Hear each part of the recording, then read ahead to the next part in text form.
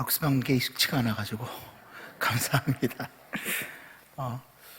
존경하는 우리 전용호 목사님, 또 우리 사랑하는 오류동 남부교회 이렇게 불러주셔서 우리 당회양 앞에 감사하고, 또 우리 존경하는 목사님께 감사드리고, 모든 영광 하나님께 영광 돌립니다.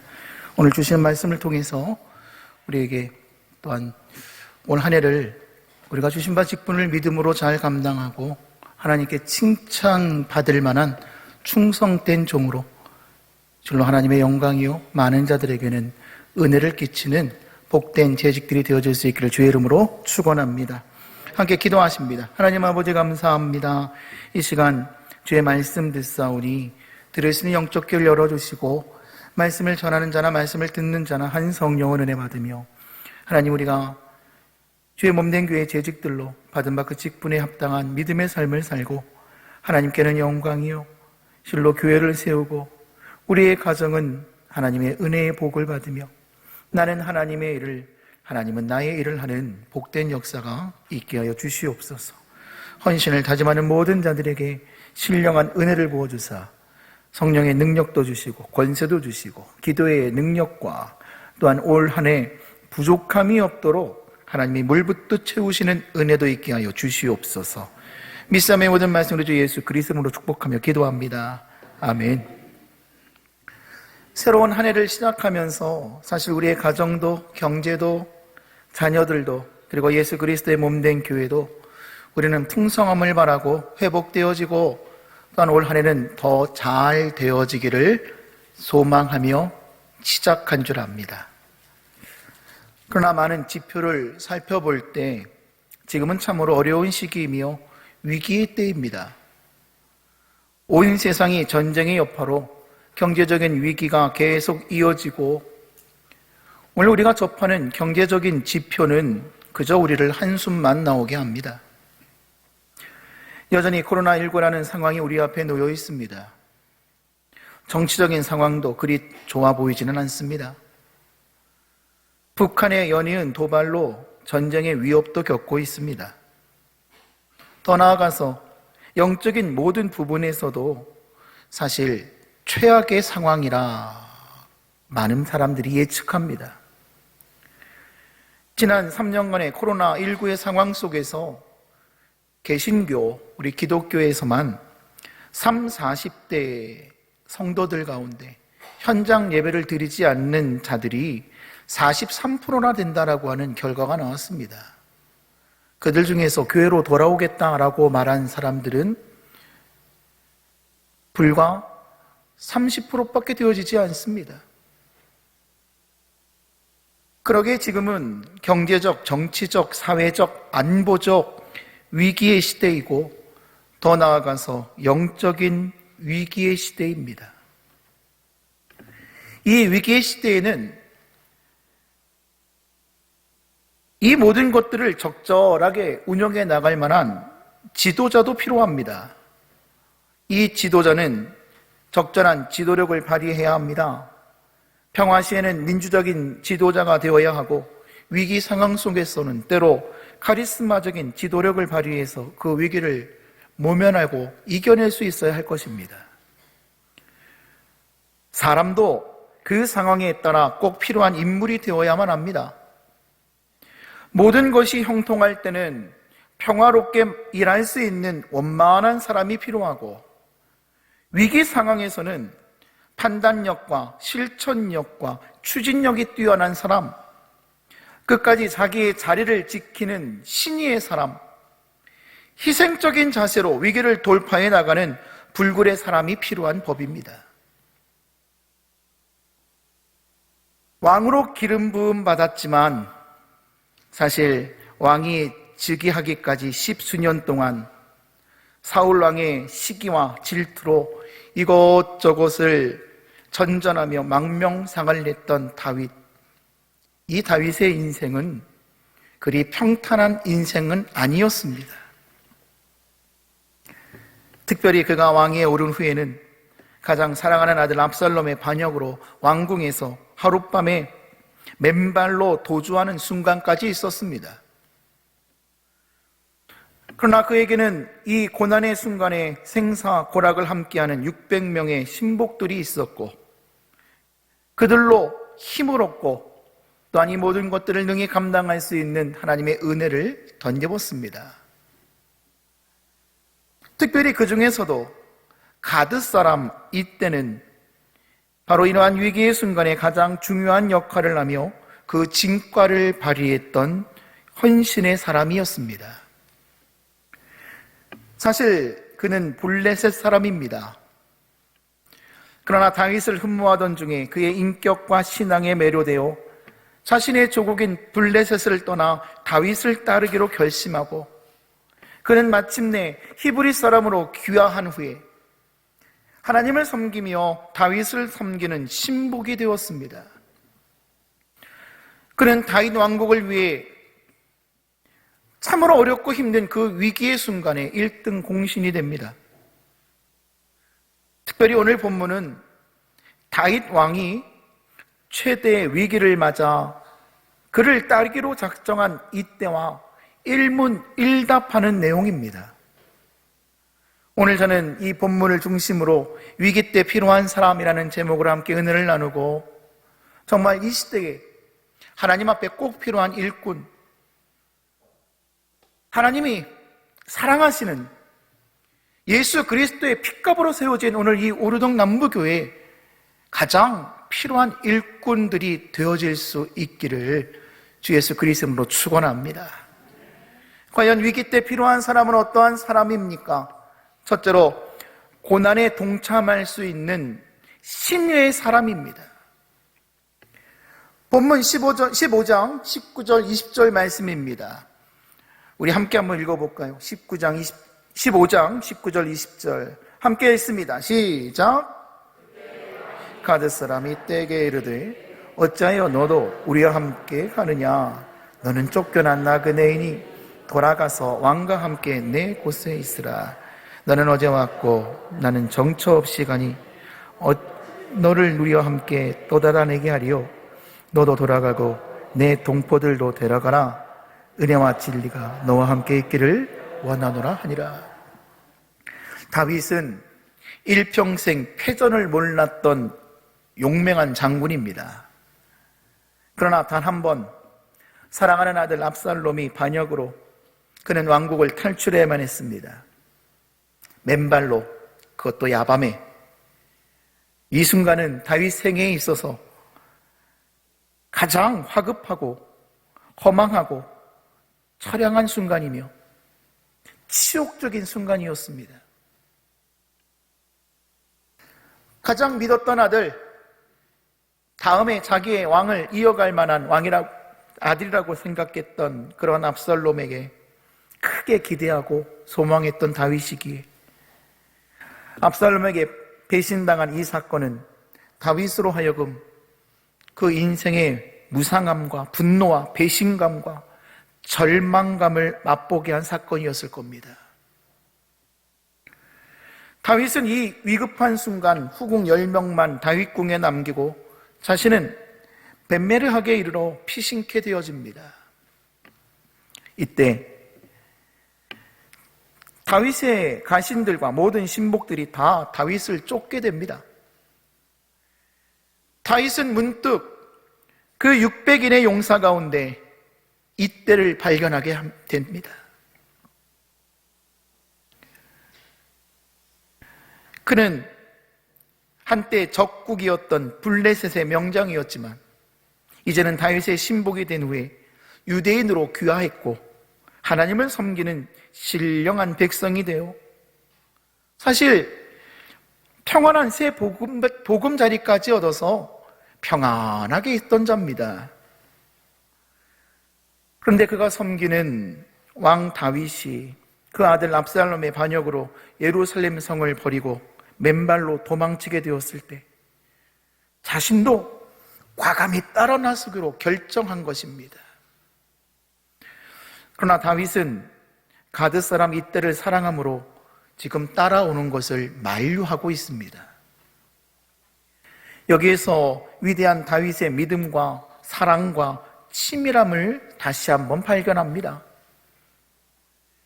지금 다윗이 적극적으로 이때를 만류하는 이유가 무엇입니까?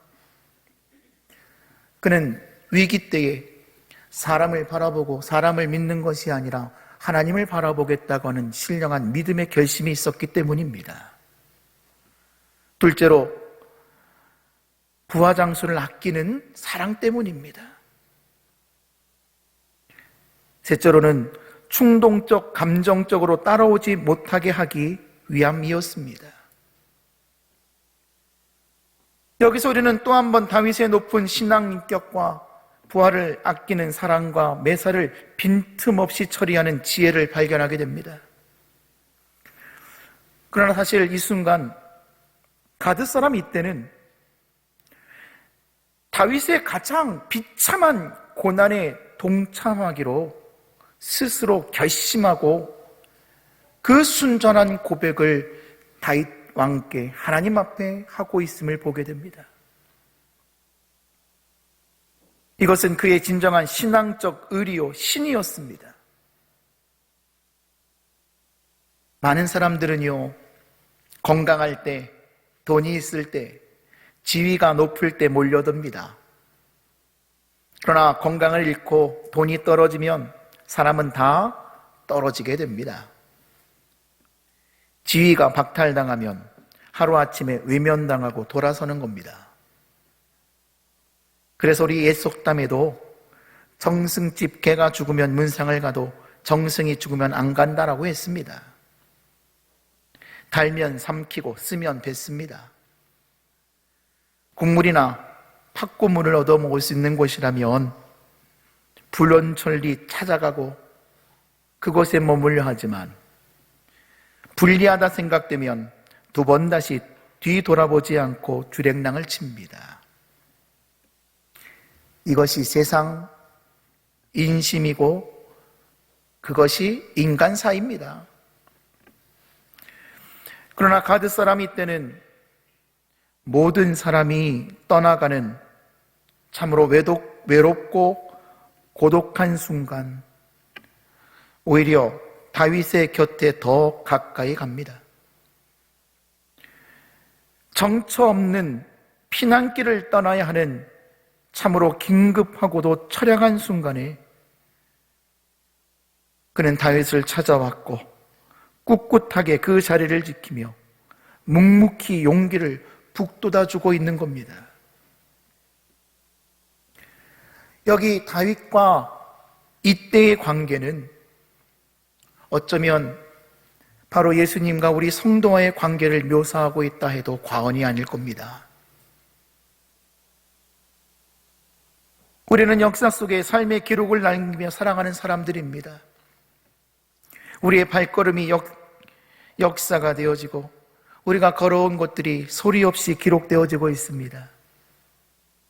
그 모든 인생의 발걸음을 사람은 잊어버리고 몰라줘도 우리 하나님은 결탄코 잊지 않으시고 다 알고 계십니다.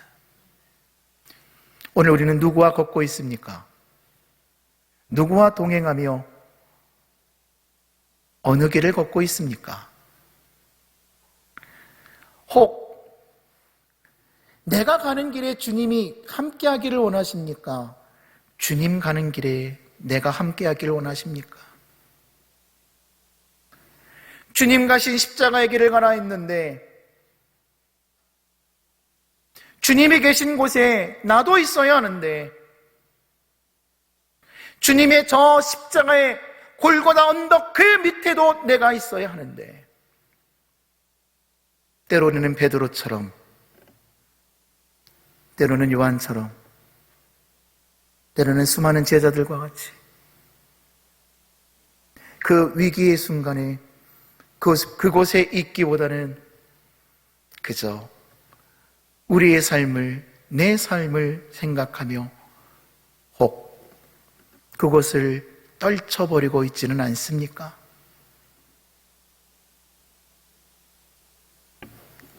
우리가 살아가는 삶에는 부끄럽지 않은 기록들을 남겨야 할 것입니다. 믿음직하고도 진실한 삶의 기록, 성공하는 기록이 아니라, 실패하지 않는 기록이 아니라 예수와 함께하는, 그래서 주님 때문에 살고, 그래서 실패하고 넘어져도 예수님 때문에 일어나고, 그래서 그 위기의 순간에도 예수님과 내가 늘 함께 했노라고 고백할 수 있는 우리 진정한 믿음의 사람, 예수의 제자, 죄 몸된 교회 재직들이 되어질 수 있기를 예수 그리스도로 축원합니다. 둘째로, 생명까지 바칠 수 있는 헌신의 사람입니다. 우리 21절 말씀, 저희 교회도 가끔 울려요. 괜찮아요. 21절 말씀 함께 읽습니다. 시작.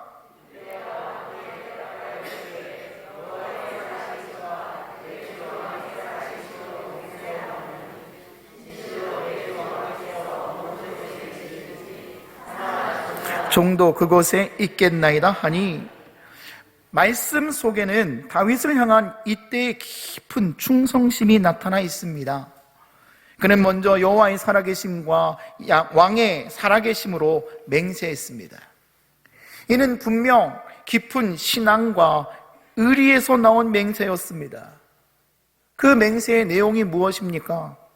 내 주 왕께서 어느 곳에 있든지 사나 죽으나 종도 그곳에 있겠나이다. 생사를 떠나 언제 어디에서나 함께 하겠다는 고백입니다. 죽음도 두려워하지 않고 따르며 동행하겠다는 고백입니다. 그는 다윗 왕의 위기에 직면해 있을 때, 가장 외롭고 슬프고 고통당하는 그 순간에 지금 자기의 실력을 과시하며 교만하지 않았습니다. 자기의 능력과 실력을 담보로 높은 자리를 구하지도 않았습니다. 서서히 뒤로 물러나며 그저 다윗의 마음을 애태우게 하지도 않았습니다. 이 절호의 찬스를 이용해서 출세를 보장받고 이익을 꿈꾸지도 않았습니다. 다만 지난날 쫓겨난 나그네를 거둬주시고 용사로 세워주신 것을 감사하며 이 위기에 그저 은혜에 보답하고자 자신의 자리를 꿋꿋하게 지키며 생명까지 바칠 각오로 헌신하고 있는 겁니다. 이런 결단이야말로 생사를 초월하여 다윗을 따르고 동행하며 섬기라는 결단이요, 자신의 모든 것을 다 바쳐 충성하겠다는 헌신의 결단입니다. 이 헌신에는 세 가지 중요한 특징이 있습니다. 첫째로 실천적인 헌신이라는 겁니다. 둘째로 무조건적인 헌신이었습니다. 마지막으로는 전심을 다하는 헌신이었습니다. 우리의 헌신이 진정한 헌신이 되려면 정말 이 세 가지 요소가 다 구비되어져야만 합니다. 실천적인 헌신, 무조건적인 헌신, 우리의 온 마음과 뜻을 다하는 전심을 다 쏟는 헌신이 되어져야 하는 겁니다. 이와 같은 헌신이 참된 성도의 헌신이요 결심입니다. 성경에는 이와 같이 헌신하며 결심했던 자들을 보게 됩니다. 일편단심 하나님을 섬기며 시어머니를 섬기려 했던 룻의 결심이 바로 이러한 결심입니다.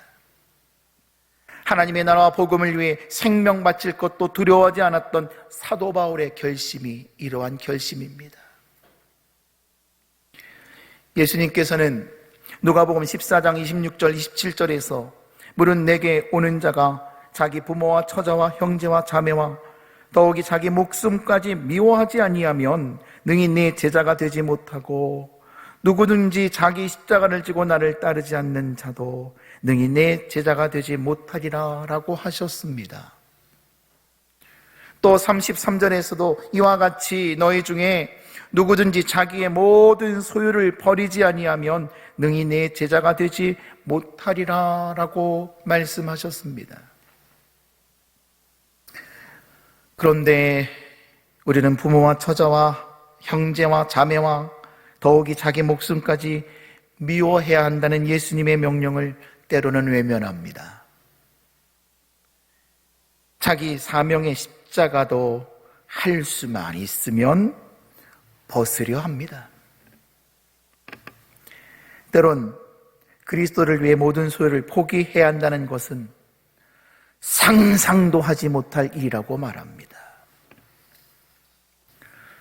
우리는 주님을 위하여 부모와 처자와 형제와 자매나 물질이나 심지어 생명까지도 다 바칠 각오를 가지고 헌신해야 하는데,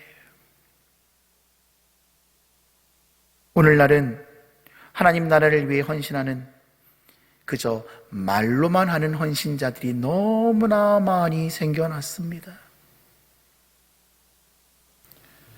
주의 몸된 교회의 머리는 예수님이신데 머리가 하는 역할이 무엇입니까? 생각하는 겁니다. 분석하는 겁니다. 판단하는 겁니다. 지시하는 겁니다. 명령하는 겁니다. 그런데 언젠가부터 교회의 머리가 너무나 많아지기 시작합니다. 그리스도의 손은 없어졌습니다. 그리스도의 발은 사라졌습니다. 복음 들고 가야 할 곳은 그저 머물러 있는, 사랑하고 섬기며 행해야 될 그 손은 그저 아무것도 하지 않는 마른 손이 되어져만 갑니다. 눈은 많아지고 귀는 많아집니다. 입은 많아졌습니다. 머리는 점점 많아지는데 점점 교회가 이상하게 되어지고 있습니다.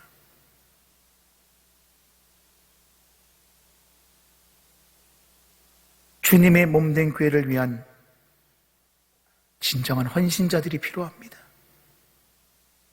우리가 왜 헌신자가 되고, 왜 재직이 되고, 왜 예수의 제자가 되었습니까? 우리는 사랑받은 자들 아닙니까? 구원받은 자들 아닙니까? 예수님이 나를 먼저 사랑하셨습니다. 그 십자가에서 이해할 수 없는, 아니 하나님이 죄인들을 위하여 십자가에 못 박혀 죽었다고 하는 그 사랑의 이야기를 어떻게 이해할 수 있습니까? 세상에 어떠한 신이 자신이 만든 피조물을 위해 생명까지 아끼지 않고 내놓는다고 합니까? 우리는 희생의 사랑으로, 무조건적인 사랑으로, 생명까지, 아들까지 십자가에 내어놓는 그 사랑으로 사랑받은 자, 구원받은 자, 은혜 입은 자 아닙니까? 내가 받은 그 사랑을 이제 주님 위하여, 나도 주의 몸된 교회를 위하여 그 십자가를 생각할 때마다 그 피 묻은 십자가가 내가 져야 할 십자가인데, 내가 못이 박히고, 내가 가시 면류관을 쓰고, 내가 채찍에 맞고, 내가 멸시와 수치를 당하고, 내가 그 옆구리에 창을 찔려야 할 죄인인데, 나를 대신하여 주님께서 나를 위해 베푸신 그 사랑을 기억하며 우리도 그 받은 바 사랑을 주님 앞에 다시금 드릴 수 있는, 그래서 바로 오늘날 이 위기의 순간에도 무조건적인 우리의 마음과 뜻과 정성을 다하는 신실한 헌신자들이 되어져서 올 한 해는 우리의 교회가, 우리의 가정이 주의 말씀과 은혜 속에 더 강건히 세워나가는 역사가 있기를 주의 이름으로 축원합니다. 셋째로, 선봉장으로 앞서 나갈 충성의 사람입니다. 22절 말씀 한 번 더 읽습니다. 22절입니다. 시작.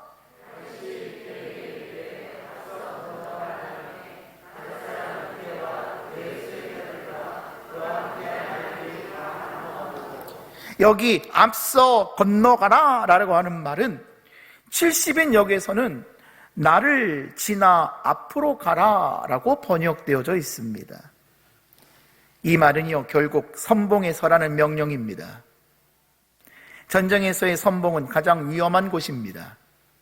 가장 위험한 최전선, 치열한 싸움, 생사를 걸고 앞으로 나가야 되는 바로 그러한 곳입니다. 그러기에 이 최선봉에 서는 사람은 가장 용감한 사람, 적을 두려워하지 않는 자, 그리고 적의 불의의 급습에도 굴하지 않는 용사를 세우고 능력자를 세우는 것입니다.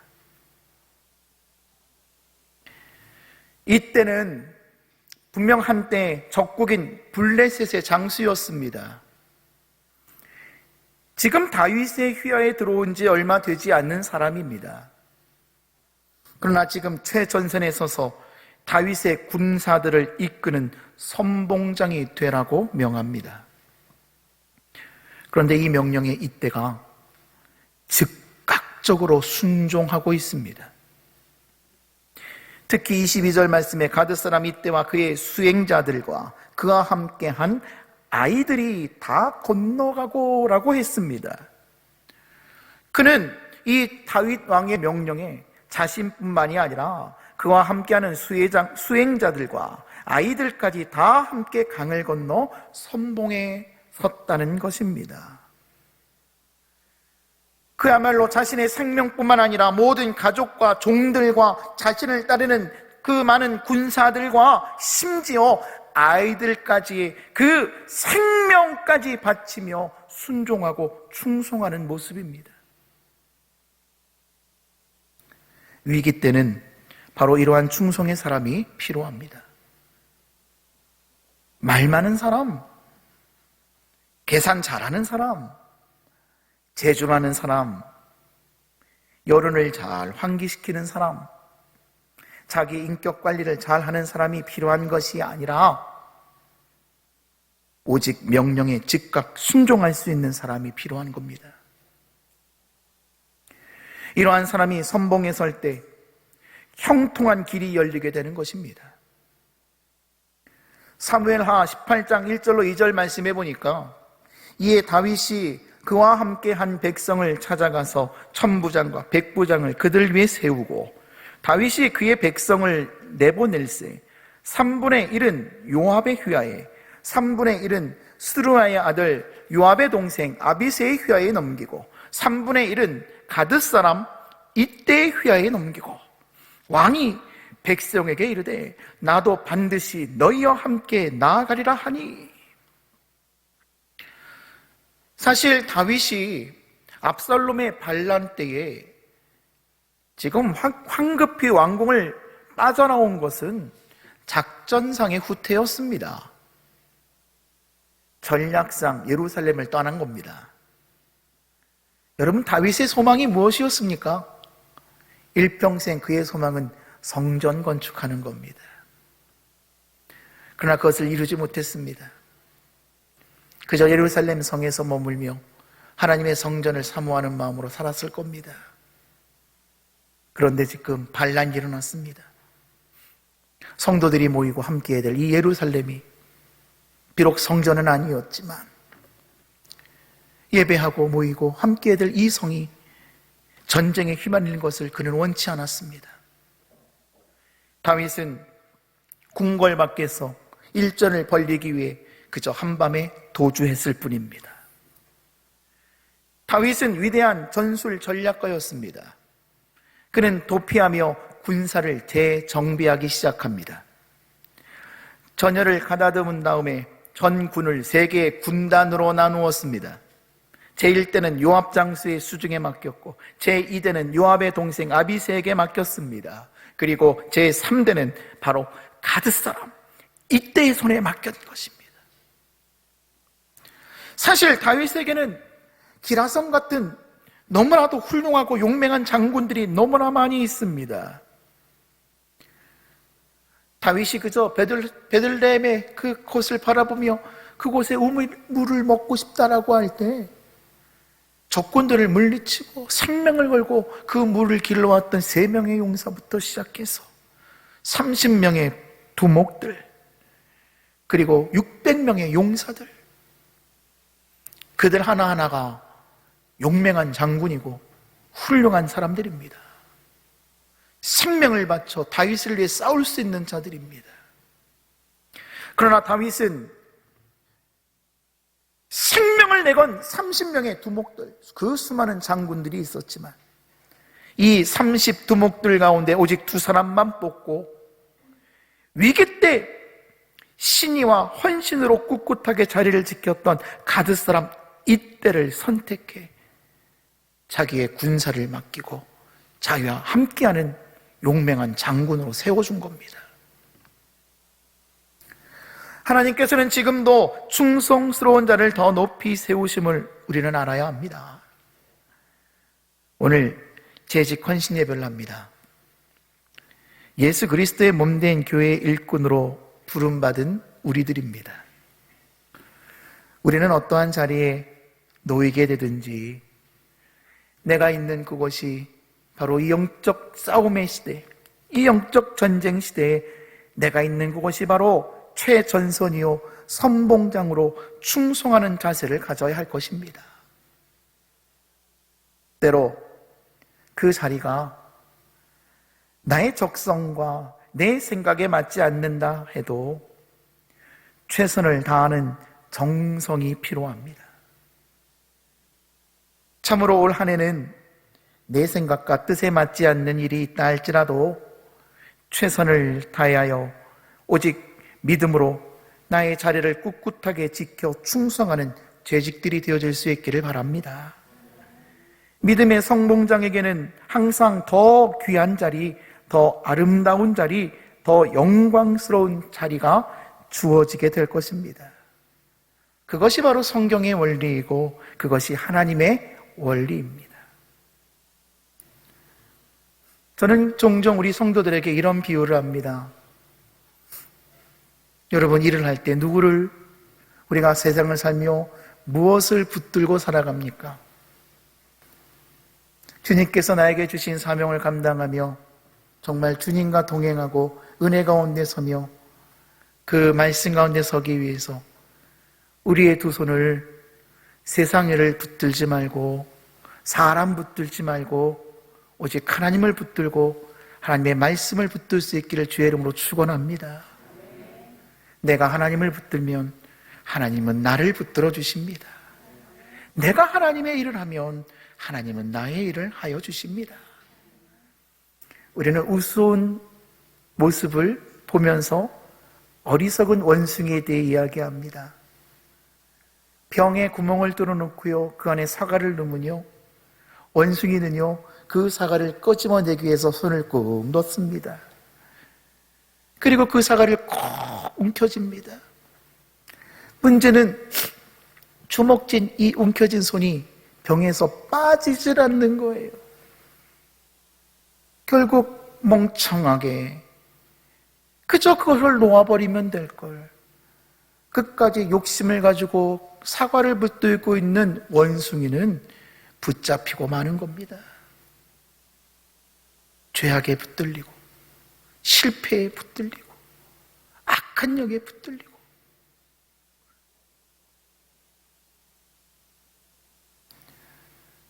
어디까지 이르렀는지 여러분 그 자리에 멈추지 마시기 바랍니다. 믿음으로 전진하여 나가시기 바랍니다. 우리가 그리스도의 교회, 몸된 교회 군사요, 내가 있는 그곳이 최전방이요 최전선입니다. 우리는 그리스도의 선봉장들입니다. 우리가 뒤로 물러서면 교회가 무너집니다. 우리가 이 시대에 굴복하면 하나님의 나라가 무너집니다. 내가 헌신하지 않고 내가 나아가지 않고 우리가 주신 사명 감당하지 않으면 이 땅엔 소망이 없습니다. 올 한 해는 이때와 같이 우리가 받은 바 그 직분과 사명을 믿음으로 잘 감당하시되 그리스도의 사랑, 그 은혜를 기억하며 오직 주를 위하여 헌신하는 믿음의 사람들 되어지셔서 참으로 그리스도의 피값으로 사신 이 오류동 남부교회가 더 크게 부흥하며 주의 몸된 교회를 통해서 이 땅에 성령의 바람이 불어오고 부흥의 역사, 회복의 역사가 치유하시고 온전케 하시는 거룩한 역사가 오늘 이 지역과 이 나라와 이 민족 가운데 흘러가는, 아니 전 세계로 흘러가는 복된 역사가 있기를 주 예수 그리스도 이름으로 축원합니다.